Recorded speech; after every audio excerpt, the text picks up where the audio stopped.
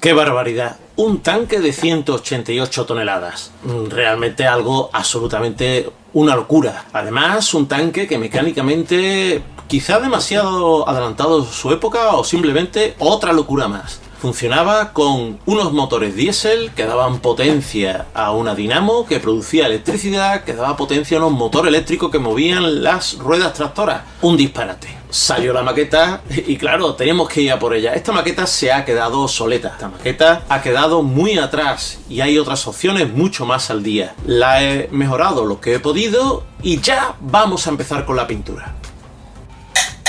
Por fin el mouse está listo para pintura. Ha habido que hacerle toda una serie de pequeñas modificaciones. Yo pensaba que iban a ser necesarias menos. Simplificando, este periscopio quitarlo, detallar este otro, ahuecar el protector de este otro visor, hacer estas pequeñas tiras que sujetan este protector para las antenas de la radio, hacer las antenas de la radio, detallar toda la zona de la escotilla del conductor, también los faros. Y aquí en esta parte de atrás, lo que ha sido lo más llamativo para mí fue descubrir casi en el último momento la existencia de este aro que sujeta el bidón de combustible detrás y esta pequeña manguera que llevará, supongo que combustible, al interior del vehículo. Pues ya lo que queda es pintar. Y la idea ahora para pintar es jugar con un concepto totalmente diferente. Comenzaré con la imprimación negra, que yo creo que usaré el One Shot, la típica que yo suelo usar, para toda esta parte de abajo, para hacer una especie como de presombreado. Toda esta parte de abajo la imprimiré con el negro. Y después con el Mr. White daré el resto de la imprimación, de modo que quitando pequeñas zonas que dejaré en negro, imprimiré básicamente con el blanco, para después, usando los shaders, iré haciendo la modulación en blanco y negro. Pero en vez de hacerlo como yo hice en otras maquetas, partiendo del negro y sacando luces con el blanco, lo voy a hacer al revés. Voy a partir de blanco y voy a ir sombreando con negro.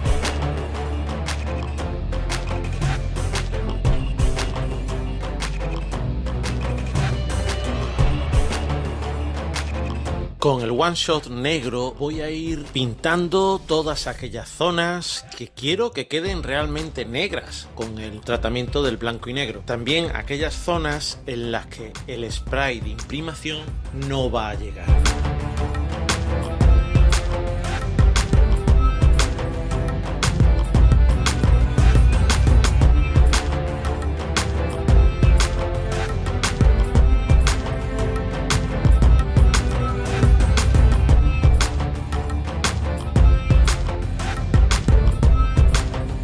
Puede sonar a perezoso. Pintar con un bote de spray te quita toda la preparación y toda la posterior limpieza del aerógrafo, que muchas veces son disuasorias para ponerte a pintar. En contra, produce un olor muy fuerte y a mí me levanta un poco de dolor de cabeza. No es tan controlable como con el aerógrafo, que el cono en el que se lanza la pintura es relativamente pequeño. Con este es bastante más ancho y tenemos que tener cuidado de no poner nuestra habitación llena de pintura. Es muy aconsejable trabajar en un lugar ventilado, a ser posible en el exterior. Magnífico el Mr. White. Cuando seca no se pierde ningún detalle y aunque cargues demasiado la pintura, queda muy bien. Aunque he visto que no es tan opaca como las otras imprimaciones del Mr. Surfacer. Necesita unas cuantas manos más para llegar a tapar totalmente.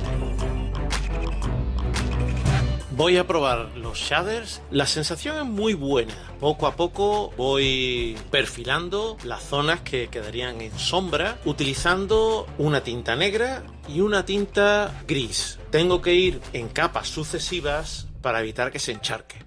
Hago hincapié en las soldaduras y en las rendijas que dejan los diferentes mamparos que hay encima del motor. También cualquier tipo de escotilla o de pequeña tapadera. La cosa es poco a poco ir creando una modulación, un sombreado que nos ayude a definir mejor las formas. No hay que tener demasiado miedo a pasarse o a equivocarse, porque en realidad esto va a quedar bastante tapado luego con el color propio de la maqueta.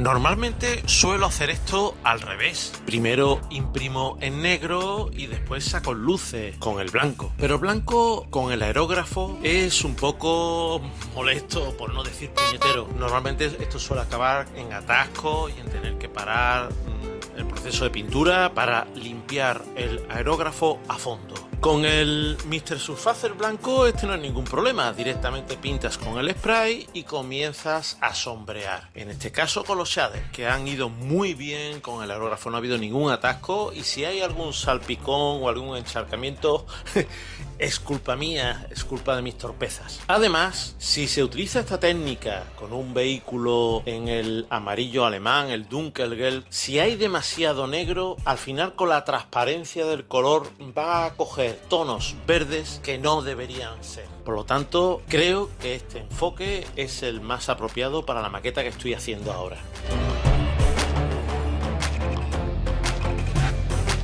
La torre es un lugar estupendo para trabajar con esta técnica, dado que tenemos las dos escotillas, los periscopios, la abertura del periscopio que está cegado, los ventiladores, los diferentes tipos de tuercas y tornillos que tapan los lugares por los que se levantaba la torre, y por supuesto todas las soldaduras que podemos ir perfilando perfectamente.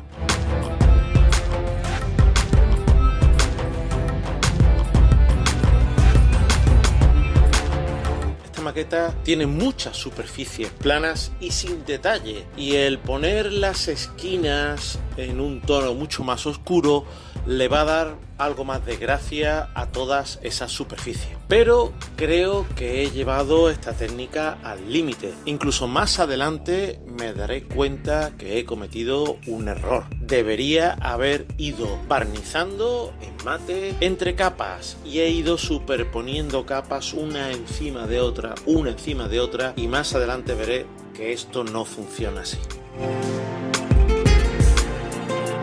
Otra de las cosas que quise probar es usar un rotulador blanco para remarcar los detalles, que no funcionaba bien, probablemente por el tipo de rotulador. Así que volví a la vieja técnica de hacerlo a pincel. Me encontré con la sorpresa de que se volvía a disolver el shader, no quedando blanco, quedando gris, teniendo que insistir con diferentes capas.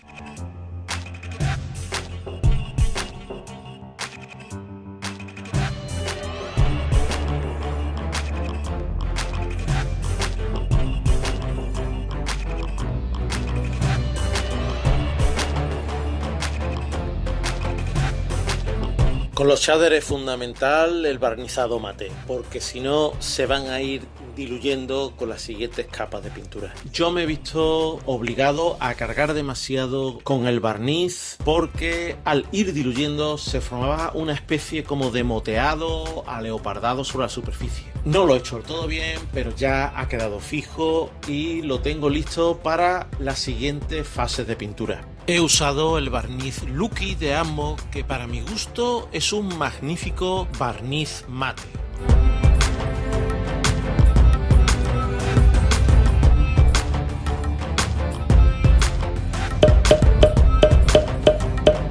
Acepto mi parte de culpa de haber encharcado con el barniz mate. Me he llevado la sorpresa de que los shaders se disuelven con el barniz mate otra vez. Quizás la culpa es de no haber hecho barnizado intermedio entre una capa de shader y otra, y no haber esperado a un secado completo de cada capa. Pero me he encontrado con esta sorpresa. No me ha gustado. Ya ha terminado la pintura del blanco y negro, y lo siguiente será empezar con el color.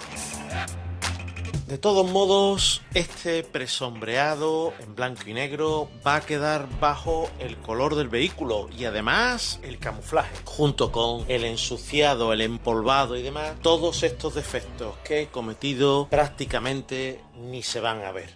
Pero, ¿cómo lo pinto? Si me dejo llevar por los compañeros modelistas que han hecho anteriormente esta maqueta, casi puedo organizar en tres tipos. Uno sería el camuflaje que existió en realidad. Otra posibilidad sería hacer el tanque en el rojo imprimación tal y como sale de la fábrica, que es también otro patrón de pintura muy interesante, muy atractivo y que da mucho juego. Y por último, por supuesto, se puede poner a funcionar la fantasía y hacer un patrón de camuflaje más o menos inspirado en alguno de los camuflajes que se vieron al final de la guerra. Me tengo que decidir.